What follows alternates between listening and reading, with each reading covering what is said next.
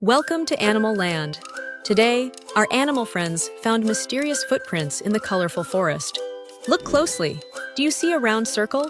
That's from Bunny's soft paw. Next, can you spot the long oval? That's Duck's special webbed foot. Now, here's a tricky one. Can you find the sharp triangle? That belongs to Fox. Can you point to the shapes as we find them? Say the names with us. Circle, oval, triangle. Great job, little explorer. Like and follow for more fun learning.